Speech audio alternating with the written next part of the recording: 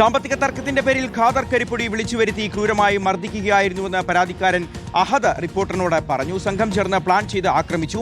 ഗൾഫിൽ മറ്റൊരാളുമായിട്ടുള്ള ഇടപാടിൽ ഈ ഖാദർ എന്തിനെ ഇടപെട്ടു എന്ന് തനിക്ക് അറിയില്ല എന്നും അഹദ് പറയുകയാണ്. ക്രൂരമായിട്ട് മർദ്ദിച്ചതാണ്. അവർ 3 പേരുണ്ടായിരുന്നു. അതിന് ബാക്കിൽ വേറെ കുറേ പേരുണ്ടായിരുന്നു.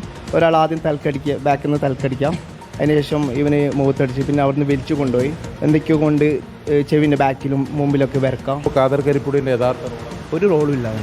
ഞാനായിട്ട് ഒരു ബന്ധമില്ല. പിന്നെ നിന്നെ ബോധ്യപ്പെടുത്തേണ്ട ഇഷാഖ് എന്ന് പറയുന്ന വ്യക്തിയുണ്ട്, അവൻ്റെ കടയുണ്ട് സ്മാർട്ട് ബിൽഡ്സ് പറഞ്ഞിട്ട്. അവിടുന്ന് നമ്മൾ സാധനം വാങ്ങിക്കുന്നുണ്ട്, പിന്നെ പേയ്മെൻറ്റ് കൊടുക്കുന്നുണ്ട്. യുദ്ധത്തിൻ്റെ കോൺഫ്ലിക്റ്റ് കാരണം എല്ലാവർക്കും ബുദ്ധിമുട്ടായ പോലെ എല്ലാവർക്കും നമ്മൾക്ക് ബുദ്ധിമുട്ടായതാണ്. പേഴ്സണലി വാങ്ങിയ കടോ കാര്യങ്ങളൊന്നും അല്ല. പിന്നെ എന്താ പറയുക, കച്ചവടത്തിൻ്റെ ഭാഗമായിട്ടുള്ളതാണ്.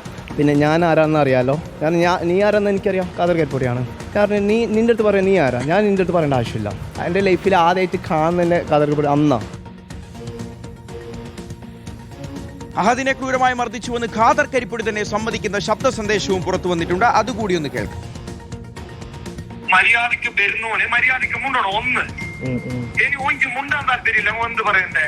എടാ ഞാൻ ഇഷാക്കുള്ള ഡീല് നീ ഇടപെടണ്ട. ഓനെ ഞാൻ തച്ചിട്ടില്ലാങ്കില്ലടാ. അൻകൂർ ജംഗ്ഷനില് ഞാൻ തൂങ്ങിയിട്ട് ചാവണം. തയ്ക്കുന്നതിന് പരിമിതി വെച്ചിട്ട് തന്നെ തച്ചേ. ഇങ്ങനെ തച്ചിട്ടാ ഒന്ന് തച്ച് 2 തച്ചിട്ട് ഞാൻ ഓനെ വിട്ട് 2ാമതും വന്ന് അന്നേരം വീണ്ടും കൊടുത്ത്. എന്റെ നാടല്ലേ, നാട്ടുകാർ മുണ്ടാടുക്കോ. പക്ഷെ കൊടുത്തിന് തച്ചിട്ടില്ല എന്ന് പറയുന്നില്ല. നല്ല പാങ്ങല കൊടുത്തിന്. വധശ്രമക്കേസിൽ കൂടുതൽ മർദ്ദന ദൃശ്യങ്ങൾ റിപ്പോർട്ടറിന് ലഭിച്ചിട്ടുണ്ട്. യുവാവിന്റെ സ്വകാര്യ ഭാഗത്ത് ഖാദർ കരിപ്പൊടി ചവിട്ടുന്നതാണ് ഈ ദൃശ്യത്തിലുള്ളത്. വധശ്രമത്തിന് കേസെടുത്തതിന് പിന്നാലെ ഖാദർ കരിപ്പൊടി ഒളിവിലാണുള്ളത്.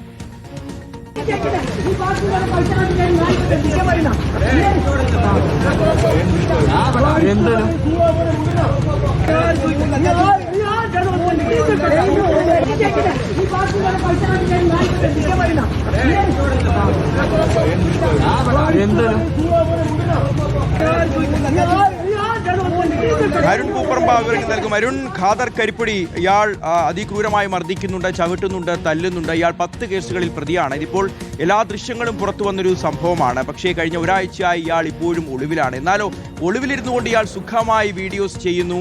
അതിലൂടെ വീണ്ടും ഇയാൾ പണമുണ്ടാക്കുന്നുണ്ട്. ആ വീഡിയോയിൽ തന്നെ ഭീഷണിയുണ്ട്, വെല്ലുവിളിയുണ്ട്. അങ്ങനെ സർവത്ര പ്രശ്നക്കാരനായി വിലസി നടക്കുന്ന ഇയാളെ എന്തുകൊണ്ടാണ് ഇത്ര ദിവസങ്ങൾ കഴിഞ്ഞിട്ടും പിടികൂടാൻ കേരള പോലീസിന് കഴിയാത്തതരുണ്ട്? അതാണ് ഏറ്റവും ഞെട്ടലുണ്ടാക്കുന്ന കാര്യം.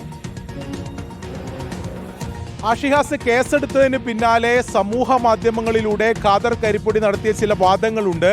അതിൽ പ്രധാനമായും ഇത് ഗൾഫിലെ ഒരു സാമ്പത്തിക തർക്കമാണ്. ആ തർക്കത്തിന്റെ പേരിൽ സംസാരിക്കുന്നതിനായി ഈ അഹദിനെ, പരാതിക്കാരനായിട്ടുള്ള അഹദിനെ അണങ്കൂരിലേക്ക് വിളിച്ചു വരുത്തി. അവിടെ ഒരു വാക്കുതർക്കമുണ്ടായി, ചെറിയൊരു കയ്യാങ്കളി ഉണ്ടായി എന്നതായിരുന്നു പ്രധാനപ്പെട്ട ഒരു വാദം. എന്നാൽ അത് ശരിയല്ല എന്ന് തെളിയിക്കുന്ന ഒരു ശബ്ദ സന്ദേശമാണ്. അത് ഖാദർ കരിപ്പൊടിയുടെ തന്നെ ഒരു ശബ്ദ സന്ദേശമാണ് പുറത്തു വന്നത്. ഈ മർദ്ദനത്തിന് ശേഷം മറ്റൊരാളോട് ആ ഖാദർ സംസാരിക്കുന്ന ശബ്ദ സന്ദേശമാണ്. അതിൽ കാര്യമായി തന്നെ മർദ്ദിച്ചിട്ടുണ്ട് എന്ന് ഖാദർ കരിപ്പൊടി സമ്മതിക്കുകയാണ്. അതിനെ സാധൂകരിക്കുന്ന ഒരു ദൃശ്യം കൂടി ഇന്ന് പുറത്തു വന്നിട്ടുണ്ട്. ആ ദൃശ്യത്തിൽ ഈ അഹദിന്റെ സ്വകാര്യ ഭാഗത്ത് ഖാദർ കരിപ്പൊടി ആഞ്ഞ് ചവിട്ടുന്ന ദൃശ്യമാണ്. അങ്ങനെ ക്രൂരമായിട്ടുള്ള മർദ്ദനം ഈ പരാതിക്കാരൻ പറയുന്നത് ശരിയാണ് എന്നതാണ് പ്രധാനപ്പെട്ട കാര്യം. അതോടൊപ്പം ഈ പരാതിക്കാരനായിട്ടുള്ള അഹദിന്റെ പ്രതികരണവും ഇന്ന് പുറത്തു വന്നിട്ടുണ്ട്. അതിൽ ഈ ഗൾഫിലെ സാമ്പത്തിക ഇടപാട് സംബന്ധിച്ച് ആ കാര്യങ്ങൾ സമ്മതിക്കുന്നുണ്ട്. അത് ഒരു ബിസിനസ്സുമായി ബന്ധപ്പെട്ട സാമ്പത്തിക ഇടപാടാണ്. എന്നാൽ അത് ഖാദർ കരിപ്പൊടിയോടല്ല, അത് ഗൾഫിലുള്ള മറ്റൊരു കർണാടക സ്വദേശിയായിട്ടുള്ള യുവാവിനോടാണ്. ആ യുവാവിൻ്റെ കമ്പനിയിലാണ് ഈ സാമ്പത്തിക ഇടപാടുള്ളത്. അത് പ്രൊഡക്റ്റ് വാങ്ങിയത്, ഈ മൊബൈൽ ആക്സസറീസിൻ്റെ ഈ പ്രൊഡക്റ്റ് വാങ്ങിയതുമായി ബന്ധപ്പെട്ട സാമ്പത്തിക ഇടപാട്. അതിൽ ഖാദർ കരിപ്പൊടിക്ക് ഒരു ബന്ധവുമില്ല. ഖാദർ കരിപ്പൊടി അവിടെ ആ കമ്പനിയിലെ ആ ഉടമ പറഞ്ഞതനുസരിച്ച് ഇവിടെ ഒരു കൊട്ടേഷൻ പണിയാണ് നടത്തിയത് എന്നതായിരുന്നു ആ ഗുരുതരമായിട്ടുള്ള ഒരു ആരോപണമാണ് ഇന്ന് ഈ പരാതിക്കാരനായിട്ടുള്ള അഹദ് ഉന്നയിച്ചിട്ടുള്ളത്. എന്തായാലും ഇതെല്ലാം പോലീസിന്റെ പരിഗണനയിലുണ്ട്, അല്ലെങ്കിൽ പോലീസിന്റെ അന്വേഷണ പരിധിയിലുണ്ട്.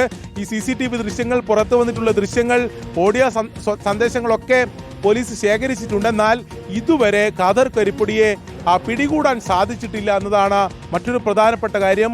ഖാദർ ഇപ്പോൾ മുൻകൂർ ജാമ്യാപേക്ഷ നൽകി അതിനുവേണ്ടി കാത്തിരിക്കുകയാണ് എന്ന വിവരം കൂടി ലഭിക്കുന്നുണ്ട്. എന്തായാലും ഖാദർ കരിപ്പൊടിക്ക് വേണ്ടിയിട്ടുള്ള അന്വേഷണം ആ തെരച്ചിൽ തുടരുന്നുവെന്നാണ് പോലീസ് നൽകുന്ന വിശദീകരണം. ശരി അരുൺ, അത്തരത്തിലൊരു കൊട്ടേഷൻ പണി ഏറ്റെടുത്തുകൊണ്ടാണോ ഖാദർ കരിപ്പൊടി അവിടെ എത്തിയത്? ഒരാഴ്ചയായിട്ടും ഇയാളെ എന്തുകൊണ്ടാണ് പിടികൂടാൻ കേരള പോലീസിന് കഴിയാത്തത്? പോലീസും കരിപ്പൊടിയും ചേർന്ന് ഒത്തുകളിക്കുകയാണോ? അങ്ങനെ ഒരുപാട് ചോദ്യങ്ങളുണ്ട്. ക്യാമറ ഓണാക്കി അതിന് മുന്നിലിരുന്നു കൊണ്ട് നന്മ വാരി വിതറുക, എന്നാൽ ക്യാമറ ഓഫാക്കിയാൽ അവരുടെയൊക്കെ പിന്നണിയിലെ സ്വഭാവവും അവരൊക്കെ ചെയ്യുന്ന പ്രവൃത്തികളും എത്രമേൽ മോശമായിട്ടുള്ളതാണ് എന്ന് തെളിയിക്കുന്ന സംഭവങ്ങളും ദൃശ്യങ്ങളുമൊക്കെയാണ് പുറത്തു വന്നിട്ടുള്ളത്. ഇപ്പോൾ ഹെൽനോസ് പാർട്ടി ആയിക്കോട്ടെ, ഈ ഖാദർ കരിപ്പൊടി ആയിക്കോട്ടെ, കേരളത്തിലെ പ്രധാനപ്പെട്ട ചില മാധ്യമങ്ങൾ ഇപ്പോഴും അവരെ ഇൻഫ്ലുവൻസർമാർ എന്നാണ് വിളിക്കുന്നത്. അതായത് ഇവർ യാതൊരു തരത്തിലും പോസിറ്റീവായി സമൂഹത്തിലേക്ക് ഒരു സ്വാധീനവും ചെലുത്തില്ല, ഒരു നല്ല തരത്തിലുള്ള ഇൻഫ്ലുവൻസും ഇവരുടെ ഭാഗത്തുനിന്ന് ഉണ്ടാവുന്നില്ല. എന്നാൽ നെഗറ്റീവ്ലി ഇവർ ഈ സമൂഹത്തെ ഇൻഫ്ലുവൻസ് ചെയ്യുന്നുമുണ്ട്.